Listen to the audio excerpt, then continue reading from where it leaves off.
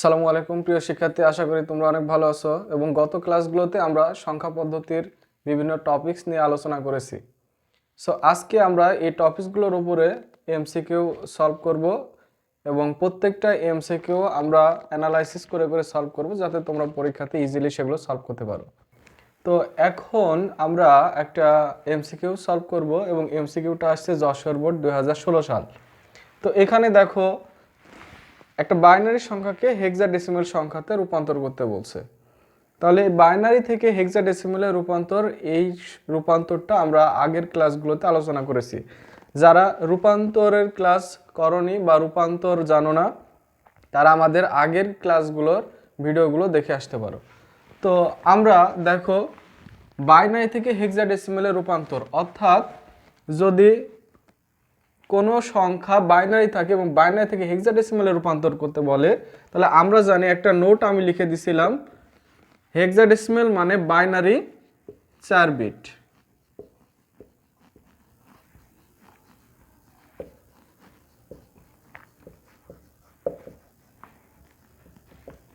Hexadecimal মানে binary 4 bit যা 8421 মেনে চলে।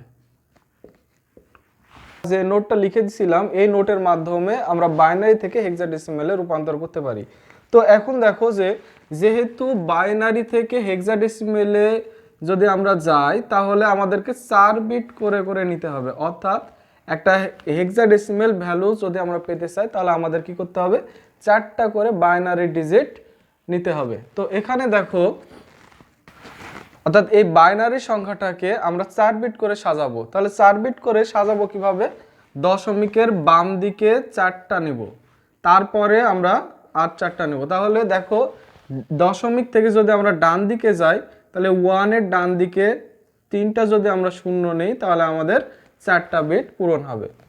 তো এই 4টা বিটকে এখন আমরা হেক্সাডেসিমাল সংখ্যায় রূপান্তর করব।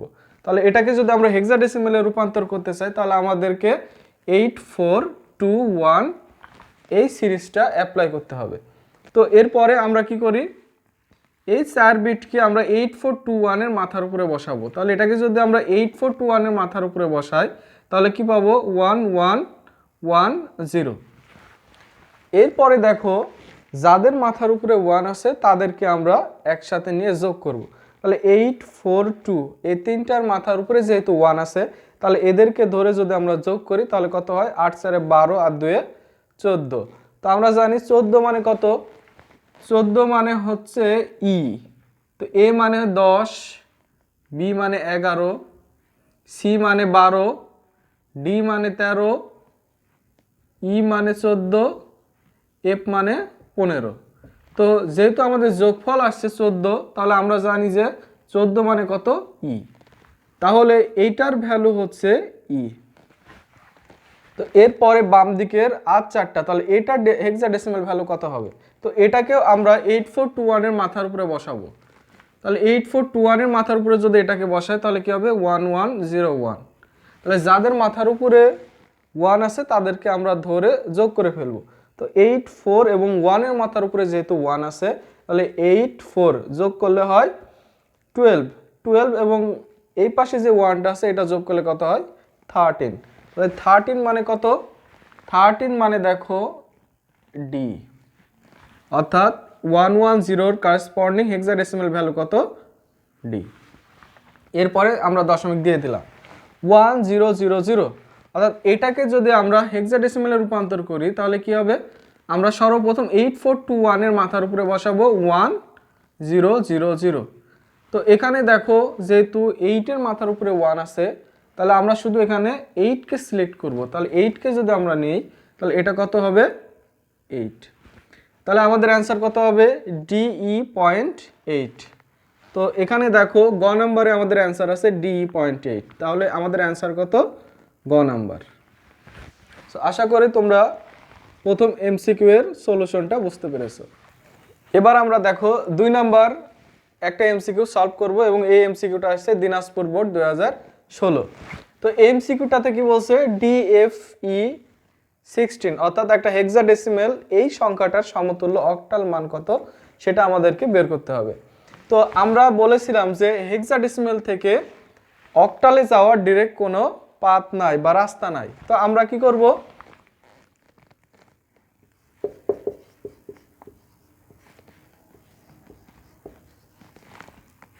তো যেহেতু হেক্সাডেসিমাল থেকে অক্টালে যাওয়ার ডিরেক্ট কোনো রাস্তা নাই, বাইপাস হিসেবে আমরা বাইনারিটা ব্যবহার করি।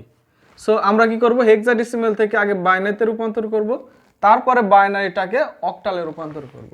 তো অনুরূপভাবে যদি আমাদেরকে একটা অক্টাল নাম্বার দেয়, অক্টাল থেকে যদি হেক্সাতে রূপান্তর করতে দেয়, তাহলে আমরা কি করব, অক্টালটাকে আগে বাইনারিতে রূপান্তর করব, তারপরে এই বাইনারিটাকে হেক্সাডেসিমালে রূপান্তর করব।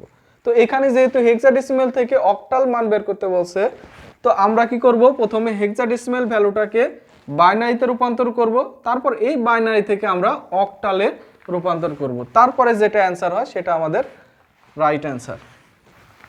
তো আমরা হেক্সাডেসিমাল ডি এফ ই এটাকে বাইনারিতে রূপান্তর করি। যেহেতু হেক্সাডেসিমাল এবং বাইনারি এদের মধ্যে সম্পর্ক কি, 4 বিট, অর্থাৎ একটা হেক্সাডেসিমাল ডিজিট সমান 4 বিট বাইনারি ভ্যালু। তো আমরা কি করব, 8421 এই সিরিজ ব্যবহার করে ডি এফ ই প্রত্যেকটার কারেসপন্ডিং 4 বিট করে বাইনারি ভ্যালু বের করব। তো এখন দেখো ডি মানে কত, আমরা একটু আগে লিখেছিলাম ডি মানে হচ্ছে 13। সো ডি মানে 13, তাহলে আমাদেরকে এখন দেখতে হবে এখানে কাকে কাকে যোগ করলে 13 হয়। তাহলে 8 4 যোগ করলে হয় 12 এবং এই 1 যোগ করলে হয় 13।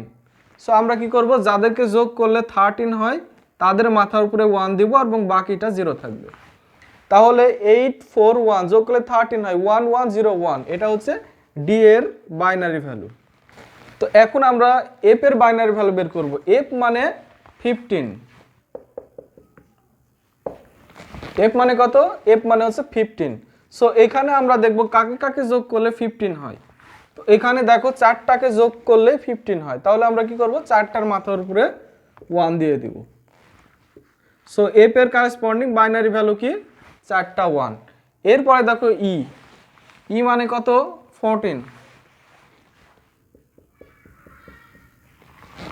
ই মানে কত, 14, অর্থাৎ এখানে কাকে কাকে যোগ করলে ই হয়, 8 4 12 এবং 2 যোগ করলে হয় 14। সো আমরা 8 4 2 কে 1 দিব মাথার উপরে এবং বাকিটা 0 থাকবে। তাহলে ই এর কারেসপন্ডিং 4 বিটের বাইনারি ভ্যালু 1110। অর্থাৎ এই বাইনারিটাকে আমরা সাজিয়ে লিখলাম কেন, কারণ আমরা এই বাইনারি থেকে এখন অক্টালে রূপান্তর করব। তো বাইনারি থেকে অক্টালে রূপান্তর করার জন্য আমরা জানি যে একটা অক্টাল ডিজিট মানে 3 বিট করে বাইনারি ভ্যালু। তাহলে 3 বিট করে যদি আমরা সাজাই, তাহলে সেটাকে যদি অক্টালে রূপান্তর করে যেটা আসবে সেটাই হচ্ছে অক্টাল ভ্যালু। তো এখন আসো, যেহেতু 3 বিট করে আমাদেরকে ভ্যালু বের করতে হবে, তার মানে এটা 4 2 1 এই সিরিজ আমাদেরকে ব্যবহার করতে হবে। তো এখানে দেখো 110, আমরা কি করব, 110কে 4 2 1 এর মাথার উপরে বসাবো। এরপরে যাদের মাথার উপরে 1 আছে তাদেরকে আমরা যোগ করব। তাহলে যেহেতু 4 এবং 2 এর মাথার উপরে 1 আছে, তাহলে 4 2 যোগ করলে কত হয়, 6। তাহলে 110 এই বাইনারিটার অক্টাল ভ্যালু কত, 6। এরপরে দেখো 3টা 1, তাহলে 3টা 1কে যদি আমরা 4 2 1 এর মাথার উপরে বসাই তাহলে কি হবে, যেহেতু 3টার মাথার উপরে 1 আছে, তাহলে 4 2 1 যোগ করলে হয় 7। তাহলে 3টা 1কে অক্টালে রূপান্তর করলে হয় 7। এরপরে দেখো আবার 3টা 1 মানে এটাও 7। তারপরে দেখো 110, এটাও আমরা রূপান্তর করেছি, 110 মানে কত, 6।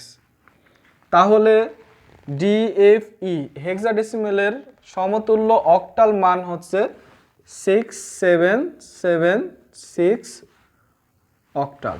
অর্থাৎ এখানে অ্যান্সার কত আছে, খ নাম্বার। তাহলে খ নাম্বার হচ্ছে আমাদের রাইট অ্যান্সার। তো এবার আমরা 3 নাম্বার একটা এমসিকিউ সলভ করব এবং এটা বলছে 1010 এর সমতুল্য মান কত। তাহলে 1010 এটা কি বাইনারি ভ্যালু। তো এখানে 1 নম্বরে অ্যান্সার দিছে ডেসিমেল, 2 নম্বরে অ্যান্সার দিছে অক্টাল, 3 নম্বরে অ্যান্সার দিছে হেক্সাডেসিমেল। তো আমরা প্রথমে কি করব, এই বাইনারিটাকে ডেসিমেলে রূপান্তর করব, অক্টালে রূপান্তর করব এবং হেক্সাডেসিমেলে রূপান্তর করব। অর্থাৎ রূপান্তর করার পরে যেই অ্যান্সারগুলো মিলবে সেগুলো হচ্ছে আমাদের উত্তর। তো এখন দেখো 1010 এই বাইনারিটাকে যদি আমরা ডেসিমেলে রূপান্তর করি তাহলে কি হবে, আমরা এটাকে 8421 এটা দ্বারাও বের করতে পারি শর্টকাটে। কিভাবে?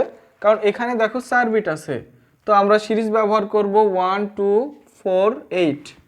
এরপরে এখানে যদি 5 বিট থাকে, এটার জন্য আমরা কি করব, এই সিরিজটা 5 পর্যন্ত নিব, অর্থাৎ 1 2 4 8, তারপরে কত হবে 16। তাহলে এটা কিভাবে হয়, 2 to the power 0 2 to the power 1 2 to the power 2 2 to the power 3 2 to the power 4। এরপরে মনে করো যে এটা 7 বিট, অর্থাৎ তোমাকে 7 বিটের একটা ভ্যালু ডেসিমেলে রূপান্তর করতে বলছে। তাহলে আমরা কি করব, এটাকে আরো একটা বাড়াবো। তাহলে আরেকটা কিভাবে বাড়াতে হয়, 2 to the power 5 2 to the পাওয়ার 5 মানে কত 32।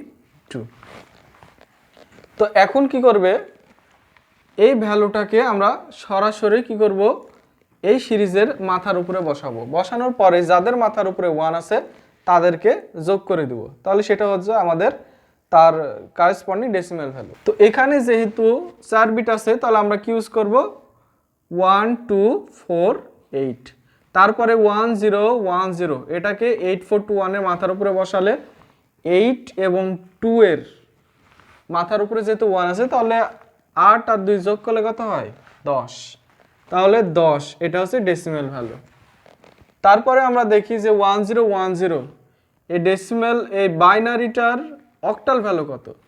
তো আমরা জানি যে অক্টাল এবং বাইনারির মধ্যে সম্পর্ক কি, আমরা জানি 3 বিট বাইনারি সমান একটা অক্টাল ডিজিট। তাহলে এটাকে কি করতে হবে, 1010কে 3 বিট করে আগে সাজাবো, তারপরে আবার 3 বিট নেব। তো এই 3 বিট পূরণের জন্য আমাদের কি করতে হবে, দুইটা এক্সট্রা জিরো দিতে হবে। তারপরে যেহেতু অক্টাল মানে 3 বিট, তাহলে আমরা সিরিজ ব্যবহার করব 4 to 1। এরপর এটাকে আমরা যদি অক্টালে রূপান্তর করি তাহলে কি হবে, যেহেতু 2 এর মাথার উপরে 1 আছে তার মানে এটা 2। এরপরে দেখো এটাকে আমরা 8421 এর মাথার উপরে যদি বসে তাহলে কি হবে 001, 1 এর মাথার উপরে যেহেতু 1 আছে তার মানে এটা হচ্ছে 1। তো 1 2 এটা হচ্ছে অক্টাল। দেখো 2 নম্বর অপশনটাও ঠিক আছে। তারপরে দেখো এটাকে আমরা হেক্সাডেসিমেলে রূপান্তর করব। তো আমরা জানি হেক্সাডেসিমেল মানে কত, 4 বিট। তো 4 বিট করে যদি আমরা সাজাই তার মানে 1010, এটাকে 8421 অ্যাপ্লাই করলে কি হবে 1010, 8 এবং 2 এর মাথার উপরে কত আছে 1 আছে, তাহলে 8 আর 2 যোগ করলে কত হয় 10। আর আমরা জানি যে 10 মানে হেক্সাডেসিমেল কত এ। তাহলে 3 নাম্বার অ্যান্সার ভুল। তাহলে এখানে অ্যান্সার কত 1 এবং 2। আশা করি তোমরা এমসিকিউ এর সলিউশনটা বুঝতে পেরেছো। তো এখন দেখো আমরা 4 নাম্বার এমসিকিউটা সলভ করি। a plus B plus C, অর্থাৎ 3টা হেক্সাডেসিমেল ভ্যালু যোগ করে এটার সমতুল্য মান কোনটি। তো আমরা কি করব, 3টাকে যোগ করব হেক্সাডেসিমেলে, যোগ করার পরে সেটাকে অক্টালে রূপান্তর করব, আবার সেটাকে বাইনারিতে রূপান্তর করব, হেক্সাডেসিমেলে রূপান্তর করব, তারপরে যেটা অ্যান্সার আসবে সেটা আমাদের যেটার সাথে মিলে সেটা আমাদের অ্যান্সার। তো এখন দেখো এ বি সি, অর্থাৎ আগের ভিডিওগুলোতে আমরা সকল সংখ্যা পদ্ধতির যোগ একটা নিয়মে শিখেছিলাম।